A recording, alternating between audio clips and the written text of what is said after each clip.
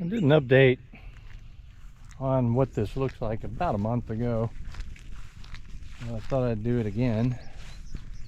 And I'll start from the other end, just kind of a side view of how tall the figs are growing. You can see like with that fig right there, which looks like Paco Palermo, I think. Ants are getting me while I'm talking, which is big here in Arkansas. But anyway, yeah, you can kind of see from those photos, from this video, I mean,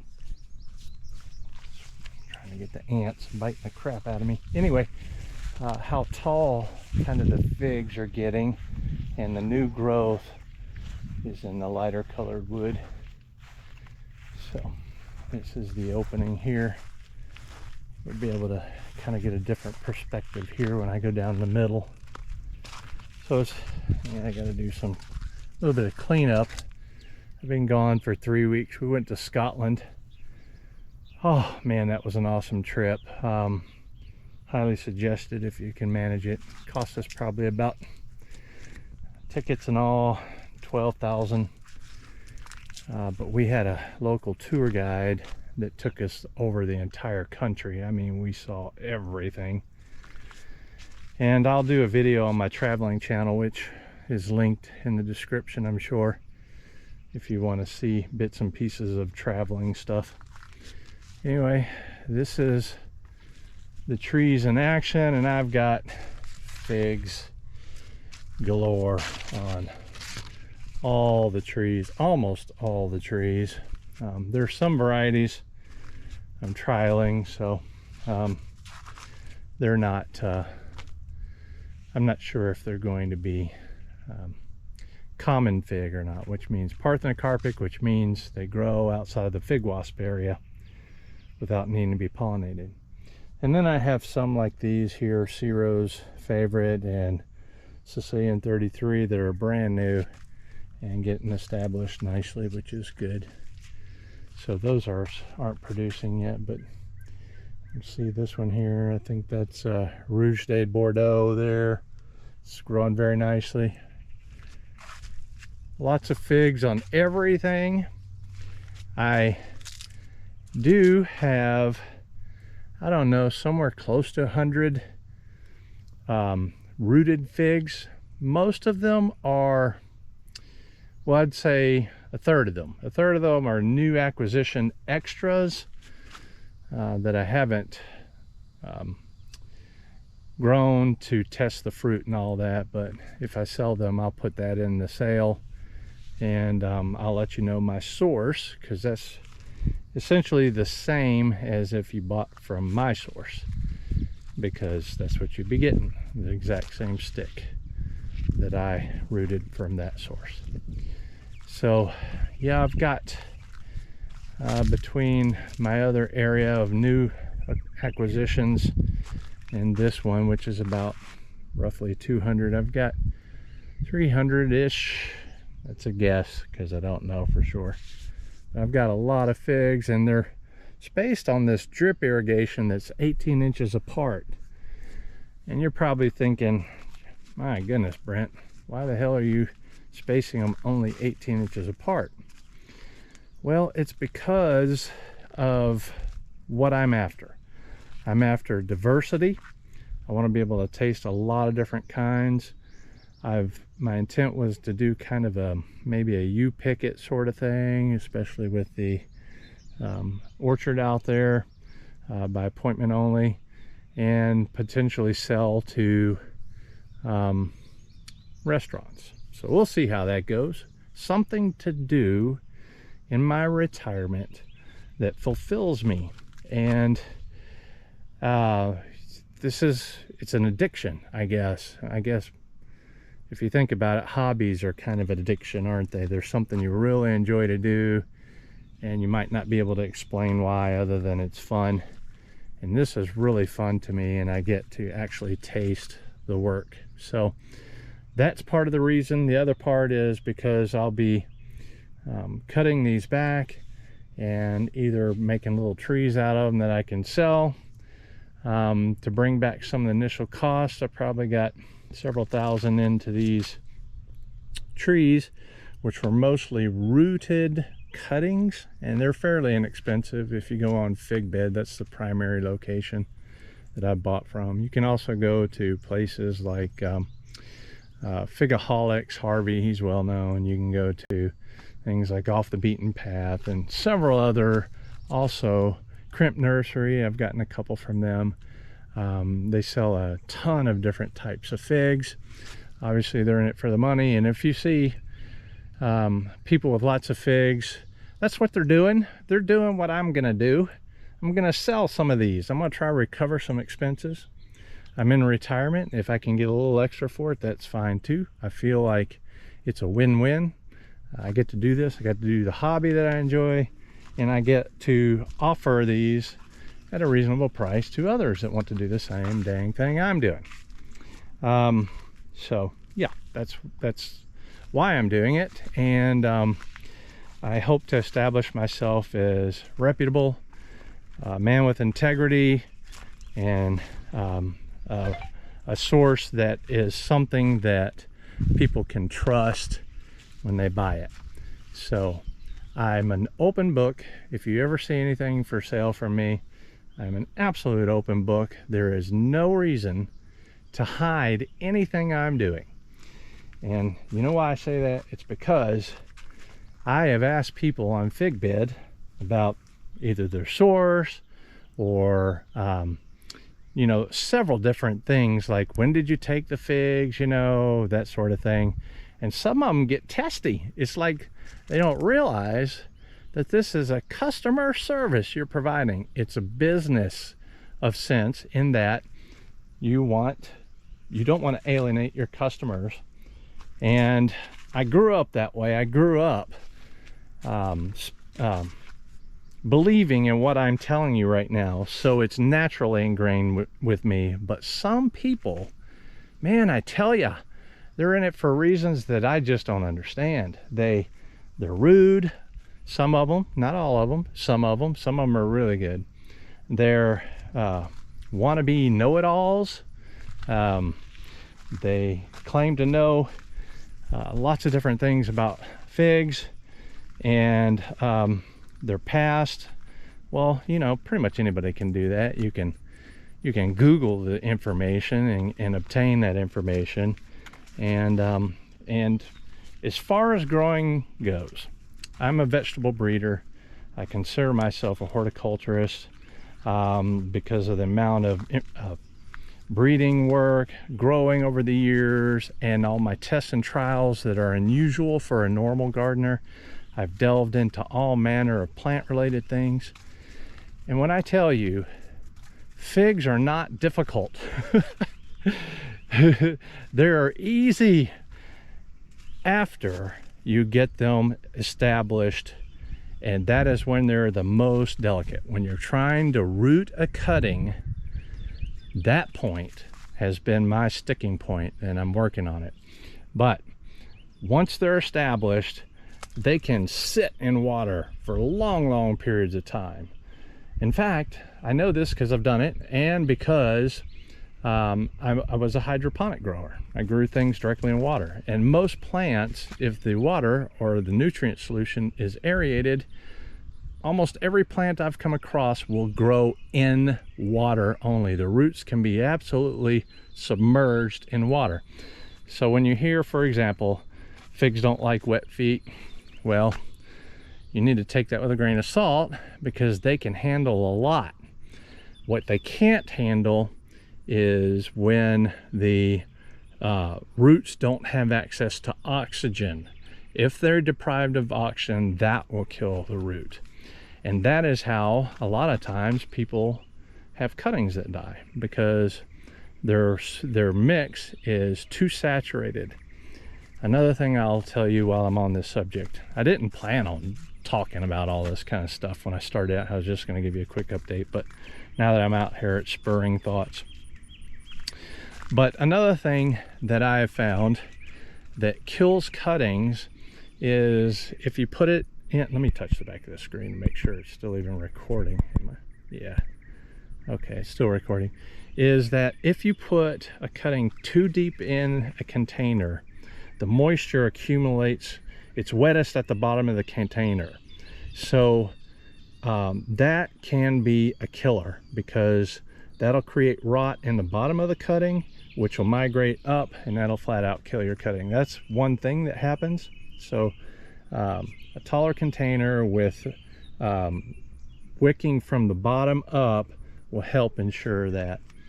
And the final thing that I've noticed that's killing my cuttings is fungus gnat larvae.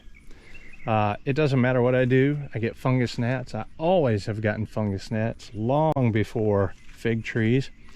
And fungus gnats feed, the larvae feed on the brand new emerging roots from a cutting, and that will kill it. It's just that simple. So those three things are what have devastated me the most. I'm pretty good at rooting cuttings now, I guess. It's my weakest point as far as fig growth goes, and that I get above 80%. What the exact number is, I don't really care. The point is the concept of it all. So figs, getting back, final thing with figs, they are ultra, and I mean ultra easy to grow. And there's no super secret thing to it. You can carve them up in any form you want. You can make them into a tree, you can let them bush, you can partially bush them, you can cut them way back. Like, for example, I can cut this thing today right here and right here, and that tree won't hardly miss a lick. It'll throw out new shoots from all over that. And the one thing that I would suggest, if you're going to do the fig thing, is keep your new wood low. You don't want to have a tree that's massive, because main crop, which is the desired crop of figs, is only on new wood. So if your tree is massive, your new wood's going to be way up there, and you're feeding the birds. That's great if you want to feed the birds, and that's why you planted them. But it's not great if you want to taste the figs. So my suggestion to you is keep the tree low so that new wood emerges from the base. That way the overall plant height, when you start getting tons of figs like this one here, what's this one, Brooklyn White, it's low, it's reachable. And so what I'm going to do, and how I'm able to grow these so closely, is I'm going to cut these suckers back. I want to keep at least probably 4 branches, so they call them scaffolds, these little things here off to the side of the main trunk. I'm going to keep that low, very, very low. And in fact, a lot of my figs are divided. Sometimes I have 2, sometimes I have 3. I don't have more because the spacing is so close. But essentially these 2 are scaffolds. They're just in a weird shape. It's going to do the same thing as if you tried to make it into a tree. And so another thought, man, they're just coming to me. Another thought. Fig trees need to be shaped like a vase. They need to be open so the sun and all that can get a hold of it. Well, there may be something to that. I know there's something to the fruit getting darker in a lot of ways, but I haven't noticed any suffering of fruit quality if they don't get the sunlight. And in fact, if you look at the way a fig tree grows, just look at anybody who has a fig tree that's not into it like we are, like a lot of us are. Their trees are huge, big, bushy things. And you know what? A ton of that fruit is way out of the sun's reach, and they do great anyway. Just ask anybody that's got a tree that's such, and they will, if they tell you, hopefully they'll tell you the truth if they're not trying to sell you something, and create a narrative that goes along with that. And that's the other thing on YouTube. Everybody's got a narrative. Their primary focus is either to be famous or to make money. And I'm here to make a little money. I've been around for 12 years, 13 years, since 2012, I think. Haven't always done the figs. Figs are about 3 years in, but so yeah, it started off as a blogger conversion to kind of remember the things that I'm doing and share it with family and all that, and it migrated a little bit. But if you're growing figs or doing vegetables or something like that, there's no money in it. I've tried everything I can think of. I tried, because I was trying to grow my channel, trying to make some money from YouTube. So I tried giving away greenhouses in the past. That was in 2016, I think. I've tried just giveaways galore. And I see a lot of people doing fig giveaways these days. And I don't know the purpose of it. They're trying to be nice. That's fine. You don't have to advertise it. But I think their intent is to, main intent, and there's nothing wrong with it, is to grow the channel. And that's fine. But the thing is, you're not going to grow your channel very big. Not figs or gardening type stuff. There's very, very few people. Look at the big name brand fixtures out there. Look at their channels and see how big it is. There's not a lot of money in it, to be honest with you. So I'm dropping some reality bombs. Doesn't mean I'm right. It's just my opinion on what I see. And I'm an ultra brutally honest type of person. So, and I'm an open. So I'm back out here, and what happened was I was walking along here, just spouting off a bunch of junk, and the camera overheated, got really hot and cut off.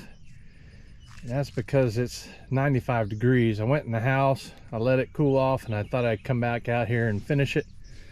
But yeah, so I think what I said last was I'm a brutally honest guy, and I was going to say that I'm an open book.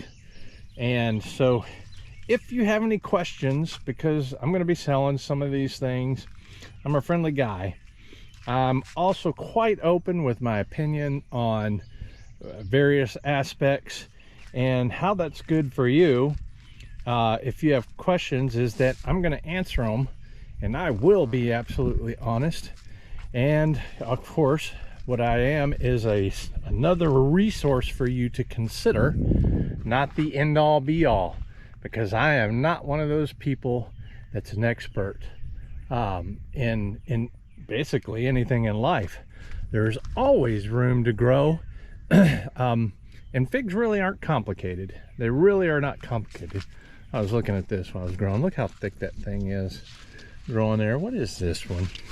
This one is Tia Pina. So yeah, since I've been gone, I'm noticing here that I've got grass and stuff growing in the various pots and stuff. I got to do some cleanup because I've been gone for 3 weeks on Scotland, doing Scotland stuff. So probably should go ahead and end this. Oh man, look at that! I'm getting distracted here. Look at those pretty figs. That one is a Ramada of some flavor. What is it?